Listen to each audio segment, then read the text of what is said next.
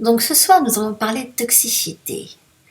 D'abord, qu'est-ce que la toxicité? Qu'est-ce que ça veut dire quand je vous dis que vous êtes ou que votre foie est toxique?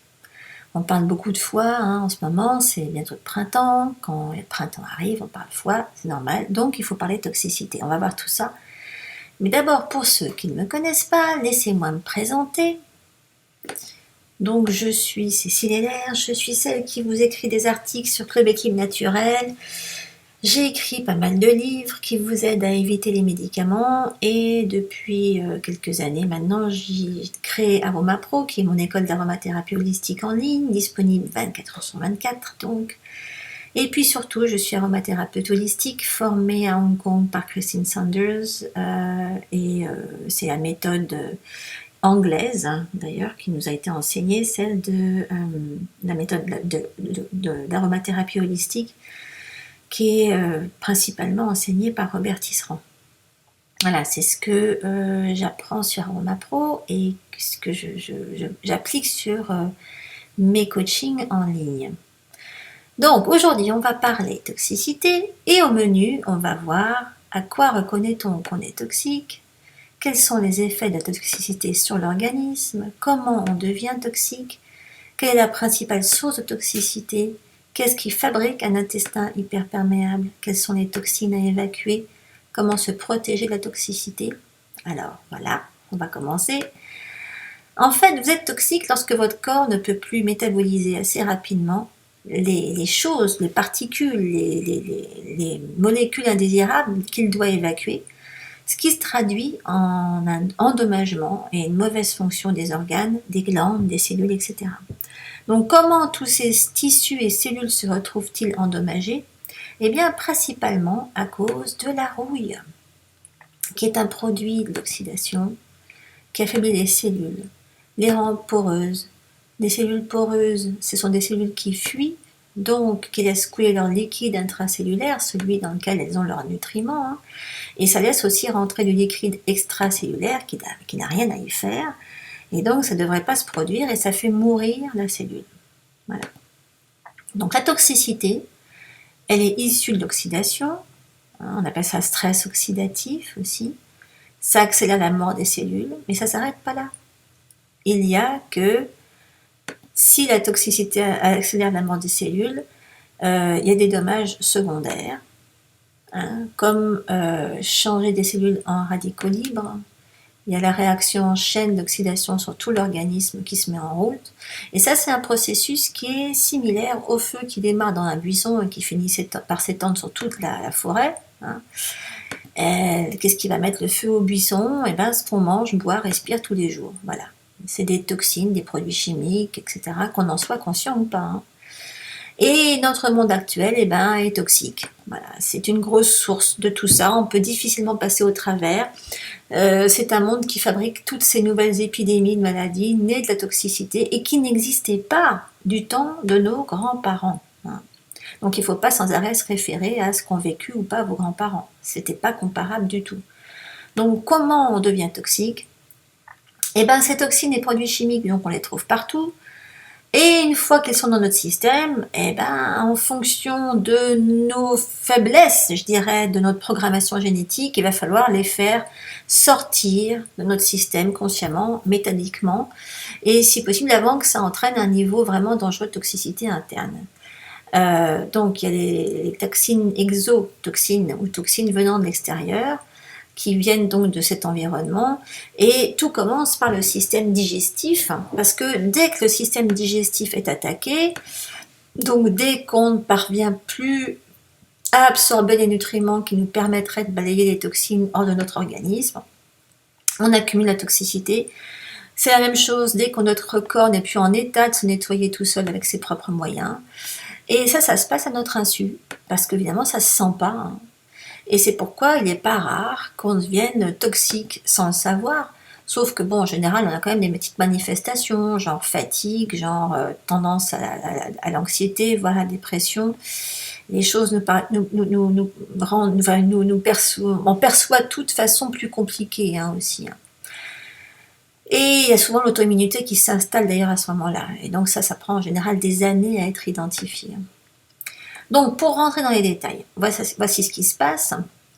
Donc, il y a la muqueuse de l'intestin qui s'inflamme suite à une mauvaise nutrition, à l'attaque des bactéries, de la candidose aussi, des allergies alimentaires, des sensibilités alimentaires, des produits chimiques et puis évidemment des médicaments.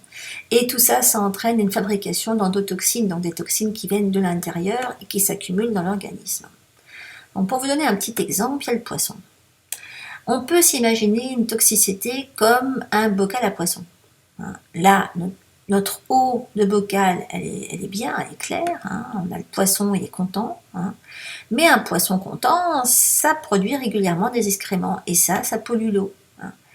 Et s'il n'y a pas un filtre, eh ben, l'eau devient très vite insalubre, et le poisson tombe malade. Et puis bientôt, vous retrouvez un poisson le ventre à l'air à la surface de l'eau. Alors que, mais si vous mettez de l'eau chlorée du robinet dans le bocal, votre poisson, il ne va pas aller tellement mieux non plus.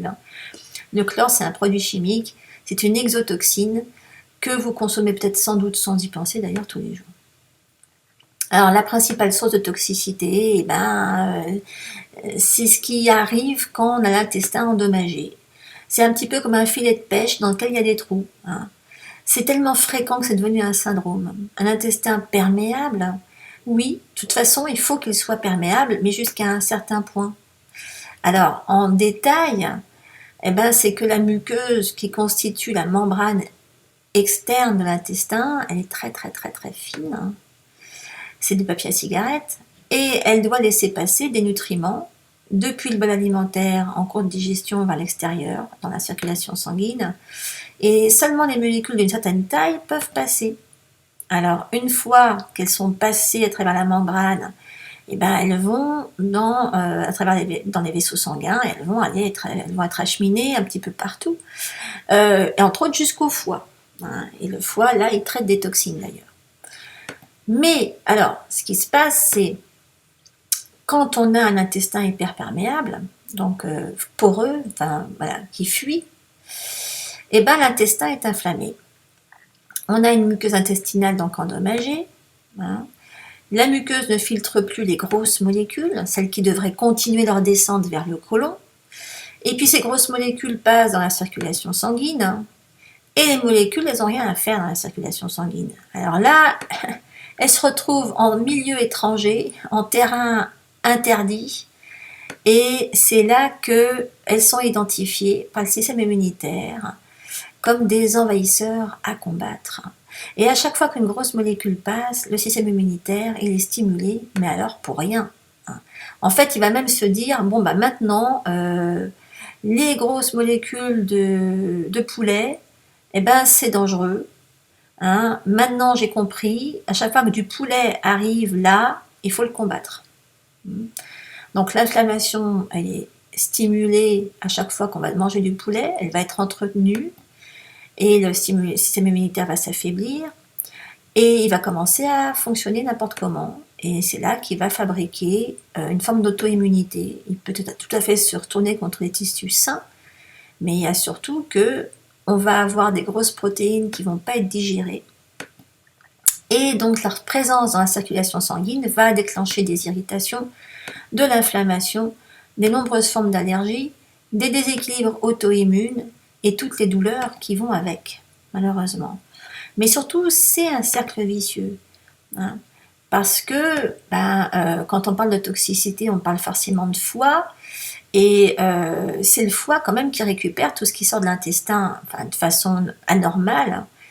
Et ce qui est exprimé de l'intestin va vers le foie, donc, et dans le cas d'un intestin hyperperméable, les toxines qui devaient être exécrées, donc qui devaient continuer à être éliminées via le côlon, elles vont se retrouver, elles, accumulées dans le foie. Et ce pauvre foie, il va être surchargé et il ne pourra pas continuer à faire correctement son travail d'épuration. Et les toxines, elles vont se retrouver envoyées à d'autres organes qui, eux aussi, sont censés travailler à l'épuration, comme les reins ou la rate, mais des fois, ça va même atterrir jusqu'au cerveau, où là, ça n'a absolument rien à y faire. Et en ce qui concerne le cerveau, les toxines qui y vont, c'est surtout les métaux lourds, ça j'en parlerai dans une autre conférence, parce que les métaux lourds raffolent du gras. Et le cerveau, c'est du gras, les terminaisons nerveuses, c'est du gras. Donc, des toxines comme ça qui atterrissent dans le cerveau, ça se retrouve, ça se reconnaît très bien quand vous vous sentez dans le brouillard, quand vous avez des pensées brumeuses, donc des pertes de mémoire, des absences. Et c'est grâce à ces toxines accumulées dans le cerveau que vous marchez plus droit, en fait, quelque part. Si vous souffrez de sclérose en plaques et de maladie de Parkinson, c'est aussi à cause de ces toxines-là. Hein. Et si elles se déposent dans les articulations, vous aurez de l'arthrose. Hein. Si elles s'accumulent dans les organes qui produisent des globules blancs, vous aurez plutôt du cancer. Voilà. Ça dépend comment ça se passe. Alors, vous avez compris qu'à l'origine de tous ces problèmes, il y a un intestin qui fuit, donc, et pour vous aider à éviter ce problème, on va voir ce qui endommage cet intestin. Principalement, il y a le stress. Il ne faut pas chercher plus loin. Et le danger, c'est quand votre stress, vous le contrôlez absolument pas, vous ne pouvez pas le gérer. De ce côté-là, d'ailleurs, j'ai mis au point un mode d'emploi anti-stress qui est très efficace, qui est une façon vraiment très agréable de substituer à ce qui est stressant ce qui ne l'est pas. Enfin bon, c'est dedans, je vous mettrai le lien. Il y a les sensibilités et allergies alimentaires, il y a les parasites du candida albicans, il y a une mauvaise alimentation, donc beaucoup de produits qui sont riches en sucre et raffinés. Il y a les métaux lourds, évidemment, des médicaments, parce que ça va pas faciliter l'absorption, ça va plutôt faciliter la dénutrition. À chaque fois que vous consommez un médicament, vous pompez dans vos réserves de nutriments. Et ça, donc, ça entretient tout le processus. Et puis, il y a manger et boire des produits toxiques. Parce que il y a des produits animaux qui ont eux-mêmes consommé ces toxines et ces antibiotiques, etc. Et le fait de les consommer, vous mangez tout ça.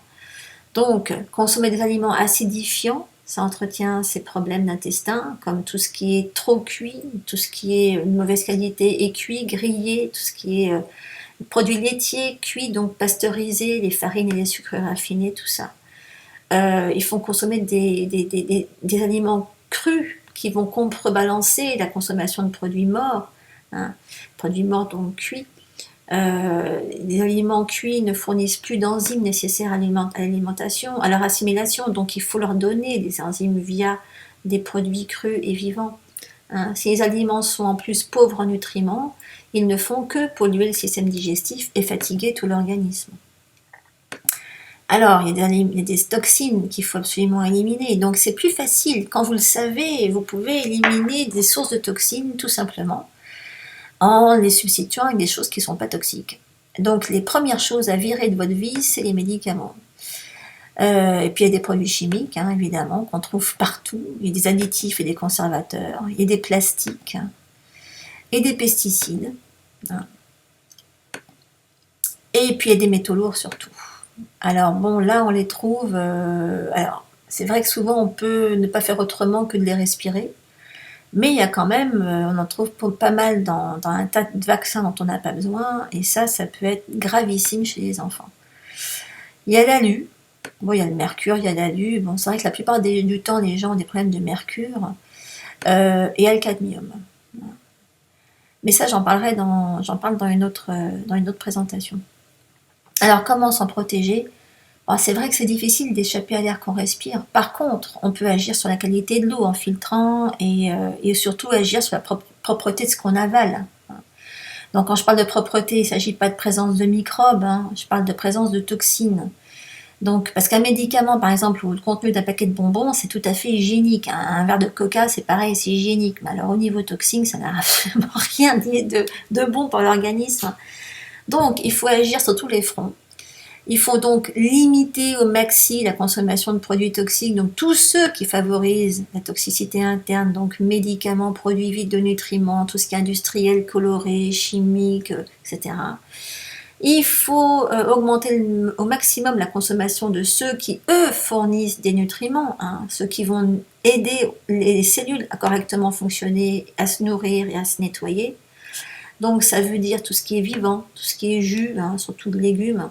Il faut éviter les jus de fruits par contre, enfin bon, le plus possible de légumes, tout ce qui est pousse, germination, eau de bonne qualité évidemment, ce qui soutient le travail des émonctoires, ce qui aide à nettoyer les organes, surtout, à régénérer les cellules, les produits vivants avec une très haute vibration énergétique vont être très antioxydants et vont aider à nettoyer les cellules.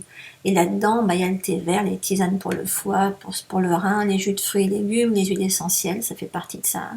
Le noni, le jus de noni tahitien, et les herbes adaptogènes. Bon, ensuite, évidemment, il faut remplacer la plupart des produits industriels par des produits faits maison. Hein, c'est encore une fois le plus simple. Hein. Plus on consomme des choses propres, plus on se rend compte que la meilleure façon, c'est encore de tout faire soi. Hein. Depuis ce qui va remplacer les médicaments, en passant par le dentifrice, les produits de beauté. Donc ça, je vous donne énormément d'outils pour le faire. Et puis, il faut choisir des aliments qui n'ont pas été pollués. Hein, évidemment, il faut aller dans la viande de pâturage, il faut faire des petits poissons sauvages, des fruits et légumes bio, produits laitiers crus. Il faut éviter les aliments qui entretiennent par nature l'inflammation, tout ce qui est gluten, lait, sucre, produits laitiers pasteurisés, ça fabrique de la toxicité, du mucus dans les intestins. Il faut privilégier les modes de cuisson qui ne dénaturent pas les aliments, donc éviter ce qui est friture et grill. Il vaut mieux faire dans la cuisson lente, à la vapeur. Et puis il faut bouger quand même un tout petit peu, parce que déjà c'est anti-stress. Il faut prendre des bains détoxifiants. Et puis évidemment se masser et se faire masser avec des huiles essentielles. Donc idéalement, il faut y penser tous les jours. Mais si vous rentrez ça, vous incorporez ça à vos rituels quotidiens, je veux dire, on a tous des rituels. Si ces rituels quotidiens incluent de boire, respirer, consommer ce qu'il faut, ça se fait sans effort, absolument sans effort. C'est juste une question de rééducation, ok ? Et ça, c'est des choses que je vous explique là dans ce bouquin-là. Dans l'équilibre de l'immunité, je vous ai vraiment tout mis. C'est vraiment tout ce que vous devez incorporer à votre vie pour que le plus possible, sans y penser, vous vous détoxifiez et que vous souteniez votre immunité sans faire exprès. Voilà, le truc, c'est de pas y penser. Donc, il y a beaucoup de recettes, évidemment. Il y a beaucoup de remèdes aromatiques. Je vous apprends d'ailleurs à mettre aussi les huiles essentielles dans votre cuisine. Il y a beaucoup d'outils qui vous permettent d'identifier vos besoins, parce qu'encore une fois, on veut faire du sur-mesure ici, on ne veut pas faire du général. Il y a des pages pour les enfants, des pages pour les futures mamans. Il y a pas mal de programmes de détox qui vous permettent de tout reprendre à zéro au niveau immunitaire. Il y a des ressources sur lesquelles il n'y a plus qu'à cliquer, surtout quand vous prenez la version PDF. Et puis, il y a des pages pour vos émotions et les effets secondaires de la détox. Voilà. Mais il y a plein de trucs. Donc, il y a tout. Comme ça, vous n'êtes pas perdu. Vous pouvez appliquer tout ce dont je viens de vous parler dans cette présentation. J'espère que ça ira bien. Allez-y, surtout essayez.